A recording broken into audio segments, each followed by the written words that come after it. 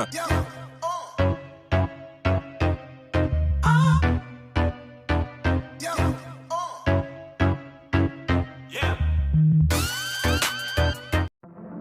teman-teman, kembali lagi dengan Deka Channel. Seperti biasa, sebelum melanjutkan menonton video ini, jangan lupa dukung terus channel ini agar bisa lebih berkembang, dengan cara tekan tombol subscribe di bawah ini.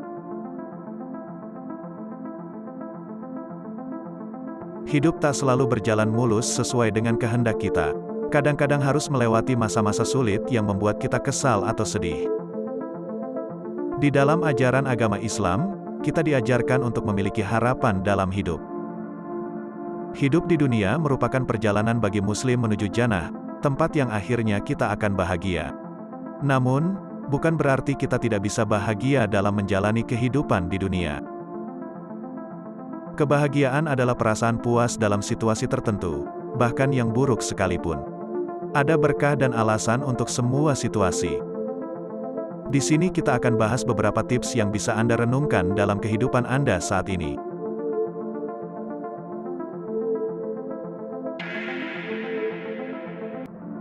Pertama, kenali Tuhanmu. Semua makhluk hidup dan alam semesta berasal dari Allah. Dengan meningkatkan pengetahuanmu tentang Allah dan sifat-sifatnya, seorang muslim dapat mulai memiliki hubungan yang lebih baik dengannya. Pada akhirnya ini membantu seseorang menerima situasi apapun. Entah itu situasi baik atau situasi buruk sekalipun. Dengan sering mengingat kepadanya melalui zikir, kesulitan dan masalah dapat menjadi jauh dan memungkinkan Anda untuk melihat situasi dari sudut pandang yang lain.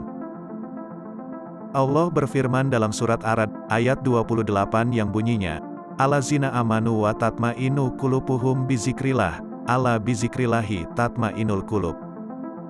Artinya, yaitu, orang-orang yang beriman dan hati mereka menjadi tenteram dengan mengingat Allah. Ingatlah, hanya dengan mengingat Allah menjadi tenteram. Kedua, perbanyaklah doa.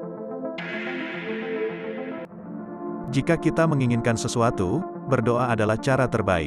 Ketika Anda ingin merasa bahagia, terbebas dari kesulitan dan mengalami kepuasan dalam hidup Anda, jangan berpaling dari Allah. Berdoalah dengan tulus, terutama pada waktu-waktu penerimaan doa sepertiga terakhir malam dan antara Asyar dan Maghrib pada hari Jumat.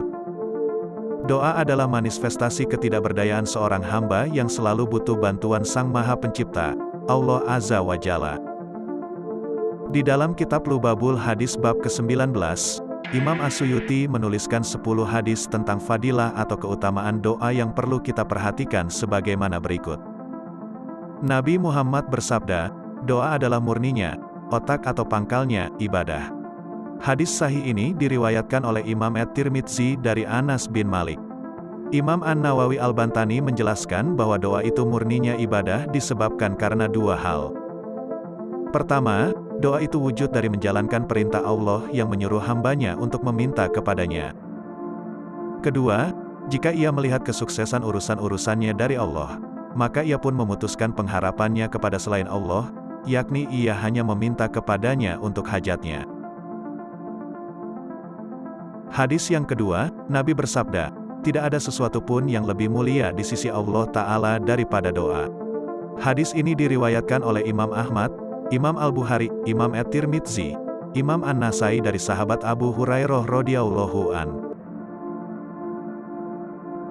Hadis yang ketiga, Nabi bersabda, doanya orang yang terzalimi itu dikabulkan, meskipun ia durhaka, maka kezalimannya itu atas dirinya. Hadis ini diriwayatkan oleh Imam At-Tayalisi, Imam Abu Daud, dan Imam Ahmad bin Hanbal dari sahabat Abu Hurairah radhiyallahu an, dengan sanad yang sahih. Ketiga, berbuat baik. Habiskan waktumu untuk berbuat baik. Mengapa? Karena tindakan yang disukai oleh Allah akan menuntun Anda untuk memiliki iman yang lebih kuat. Ini akan membantu Anda mengatasi kesulitan yang dihadapi. Banyak hal termasuk perbuatan baik, bisa ibadah langsung, seperti puasa, sholat, dan membaca Al-Quran guna meningkatkan amalan Anda. Bisa juga Anda luangkan waktu bersama keluarga, menjadi sukarelawan dalam membantu sesama, dan bersedekah. Ingatlah selalu untuk menjaga niat Anda karena Allah, dan insya Allah Anda akan diberi pahala yang sesuai. Dikisahkan oleh Umar bin Khattab, dia mendengar Rasulullah bersabda, "Pahala perbuatan tergantung pada niat dan setiap orang akan mendapatkan pahala sesuai dengan yang diinginkannya." Jadi siapapun yang hijrahnya untuk keuntungan duniawi atau untuk dinikahi wanita, maka hijrahnya kepada apa yang ia tuju. Maka melihat hadis tersebut, menjadi motivasi untuk kita agar selalu berbuat baik kepada siapapun, dimanapun, dan kapanpun. Keempat, bertaubat. Terkadang, kesedihan kita berasal dari pikiran masa lalu. Kita semua melakukan hal-hal yang tidak kita banggakan dan terkadang hal ini dapat menghantui kita. Yang harus kita lakukan, kita harus berusaha untuk tidak mengingat kejadian itu lagi. Sebaliknya, kita harus menghabiskan waktu kita dengan berdoa dan meminta pengampunan dari Allah. Karena pengampunan dari Allah adalah cara untuk menghapus dosa dan memperbaiki kesalahan masa lalu, bukan menyiksa diri sendiri dengan meratapi kesalahan masa lalu. Diriwayatkan Abdullah ibnu Umar, kami menghitung Rasulullah akan mengatakan 100 kali selama pertemuan, "Tuhanku, maafkan aku dan maafkan aku, Engkau adalah yang maha pengampun dan pemaaf." Hadis riwayat Abu Dawud 1516. Melihat hadis tersebut, hendaknya kita memperbanyak istighfar di setiap harinya, semoga Allah ampuni semua dosa-dosa kita. Dan yang terakhir, bersyukurlah kepada Allah. Apapun situasi yang Anda alami saat ini, ingatlah itu adalah yang terbaik yang Allah berikan. Banyak sekali berita yang menunjukkan orang-orang dalam kesulitan. Meskipun kesulitan kita mungkin sangat memengaruhi kita, dengan melihat orang lain dan menghargai kita tidak berada dalam situasi itu, kita dapat menemukan kedamaian dalam hidup yang kita miliki. Allah telah menempatkan kita di bumi ini untuk jangka waktu tertentu yang pada akhirnya akan musnah. Sama halnya dengan kesulitan.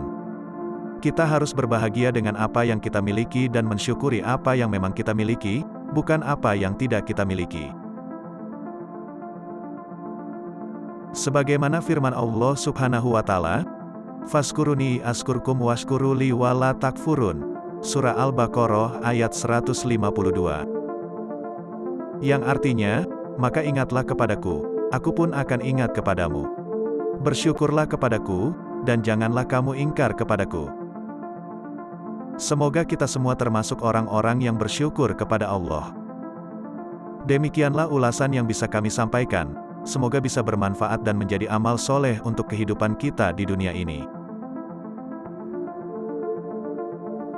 Terima kasih sudah menonton video ini, sampai berjumpa kembali di video selanjutnya.